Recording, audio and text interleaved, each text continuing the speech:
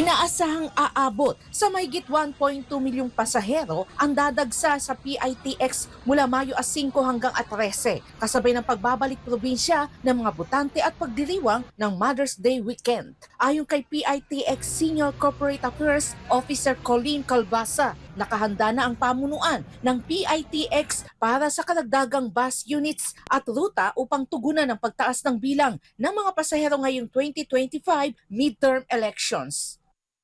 Meron naman tayong usual natin mga additional buses, lalo na pa Bicol and Sorsogon. May mga special permits na po tayong nakuha from LTFRB.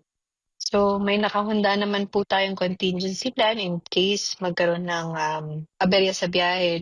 Mahigpit din ang koordinasyon ng PITX sa mga ahensya ng pamalaan gaya ng Department of Transportation, Land Transportation Franchising and Regulatory Board, Land Transportation Office, MMDA at PNP upang mapanatili ang seguridad at kaayusan sa terminal. Nakadeploy na ang mga law enforcement personnel, K9 units at mga roving guards sa loob at paligid ng terminal upang tiyakin ang kaligtasan ng mga pasahero. May mga assistant desk din sa buong terminal para tumulong sa mga biyahero, lalo na sa mga nangangailangan ng tulong o impormasyon. Dagdag pa ni Calbasa, nakatutok din ang mga tauhan ng DOTR upang matiyak na walang kolorom na sasakyang makalusot sa terminal ngayong peak travel period. Muling nagpaalala ang PITX sa publiko hinggil sa panganib ng pagsakay sa mga kolorom na sasakyan.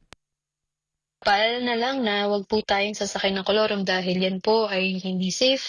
Specifically dahil hindi po yan recorded sa LTFRB, and syempre pag na-aksidente po tayo, hindi po natin mahabol kung sino man yung operator or yung driver po na sinasakay natin. Patuloy ang real-time monitoring ng arrival at departure schedules ng mga bus at pampasaherong sasakyan upang maiwasan ang trapiko at masiguro ang maayos na dispatching. Nakaantabay din ang ground crew at customer service teams para tumugon sa anumang pangangailangan ng mga pasahero, lalo na sa mga mataong bahagi ng terminal. Sa kabila ng inaasang pagdagsa ng mga pasahero, tiniyak ng PITX ang maayos, ligtas at epesyenteng biyahe para sa lahat ng uuwing botante.